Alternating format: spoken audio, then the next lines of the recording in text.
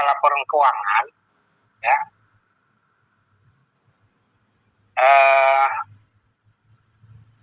ini namanya analisis komparatif. Ya. Jadi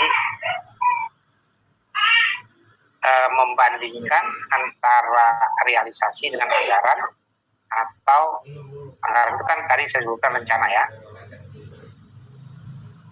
atau membandingkan hasil dengan target, ya. Realisasi dengan target. Jadi kalau kita garis itu bisa, kalau dengan hasil di tengah misalnya, kalau kita bandingkan hasil dengan anggaran, itu juga prestasi, ya. Atau kalau kita membandingkan hasil dengan target, nah itu juga prestasi, ya. Atau membandingkan hasil dengan standar, nah itu juga prestasi. Jadi kita bisa menggunakan 3 indikator itu di dalam mengukur prestasi pusat-pusat biaya, ya. Jadi,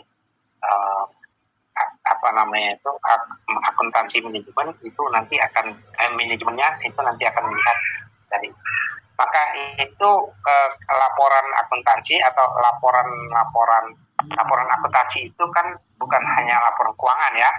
Jadi kalau dia di bidang, ya itu tadi laporan produksi, realisasi produksinya, itu laporan akuntansi juga, ya. Kalau dia manajer, realisasi targetnya dia dengan realisasinya berapa, ditargetkannya berapa. Apalagi kalau pembagian, ya, misalnya direktur pemasaran itu biasanya dikasih target seberapa besar dia harus menjual produknya, ya, dengan harga berapa. Nah itu direncanakan, ya, itu target.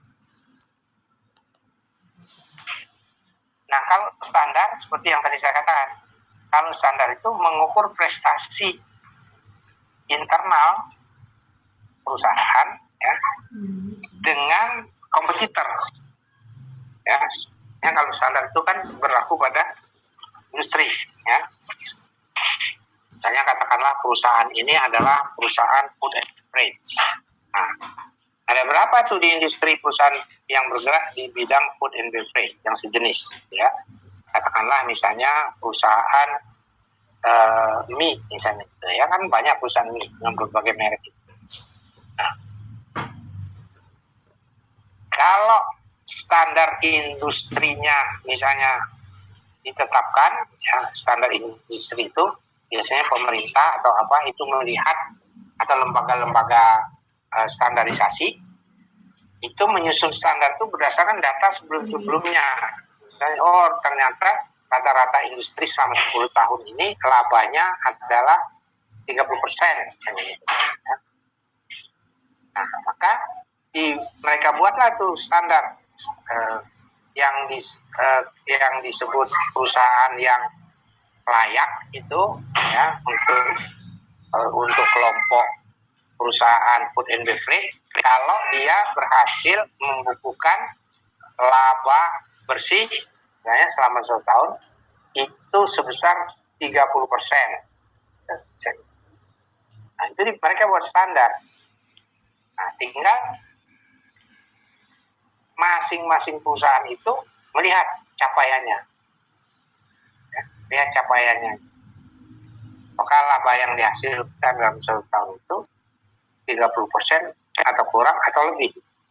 Kalau sesuai standar, ya berarti prestasinya biasa-biasa saja. Tapi kalau di atas standar, ya berarti prestasinya bagus. Kalau di bawah standar, ya berarti prestasinya kurang gitu atau jelek.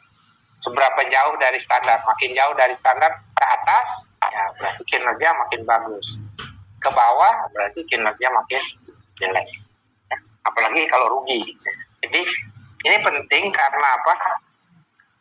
Perusahaan boleh saja untung gitu, tetapi kalau tidak sesuai dengan standar industri, ya itu kan investor terutama akan melihat gitu. apa kelebihannya perusahaan ini gitu. Kalau saya investasi di situ, orang dia mencapai standar industri saja tidak mampu, ya ngapain saya gabung ya? Jadi stakeholder itu akan melihat. Pemerintah misalnya sebagai stakeholder pajak juga akan melihat gitu. Kalau standar industrinya 30%, ternyata kok perusahaan ini menurun terus gitu. Makin jauh misalnya. Dari 25 jadi 20, jadi 15 misalnya. Nah, ini juga perlu diwaspadai, jangan-jangan dia melakukan misalnya tax avoidance. Nah, jadi manipulasi data sengaja itu agar supaya perusahaan itu membayar pajak tidak terlalu tinggi. Ya, jadi stakeholder pemerintah bisa curiga. Kita periksa aja deh, kan? Diperiksa mereka. Karena pemerintah juga akan melihatnya itu mau meriksa misalnya para wajib pajak itu kan tidak mungkin diperiksa semua gitu.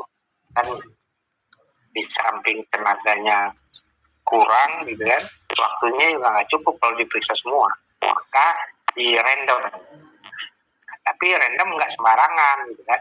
Tidak seperti merandom pilih kucing dalam karung atau kayak lempar dadu gitu ya. Jadi tentu ada alasan-alasan yang kenapa perusahaan itu perlu diperiksa ya. Nah, antara lain misalnya dicurigai melakukan tax avoidance atau tax evasion ya. Dua-duanya sebetulnya kan merugikan pemerintah. Walaupun kalau dari sisi perusahaan tax avoidance itu dibolehkan. Jadi manipulasi data untuk menghindari pajak, tapi dengan cara manipulasi yang dibolehkan undang-undang. Sebaliknya kalau tax avoidance itu manipulasi data dengan sengaja, dengan akal-akali, berarti dia melanggar undang-undang. Itu yang bisa ditindak pidana. Tapi kalau yang tax avoidance itu tidak bisa ditindak pidana, tetapi biasanya kalau itu ditemukan benar terjadi tax avoidance, biasanya diingatkan saja. Nah, jadi kaitannya dengan analisa laporan keuangan, akuntansi manajemen ini yang sangat erat ya. Nah, di dalam akuntansi biaya, analisis ini biasanya disebut juga sebagai analisis selisih, ya, analisis selisih.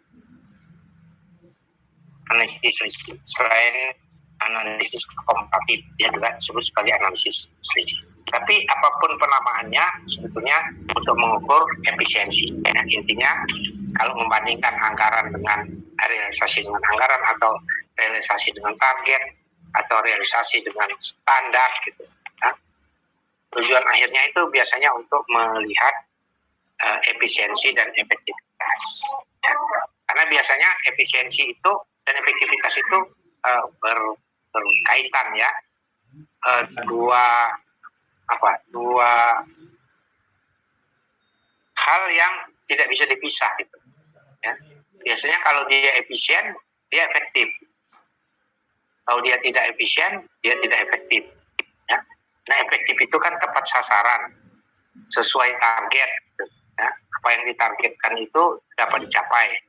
Apa yang distandarkan dapat dicapai. Itu efektivitas.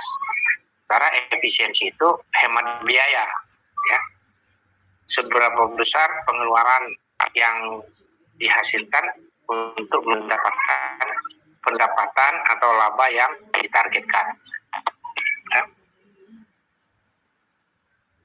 Baik, sampai di sini ada yang ingin ditanyakan?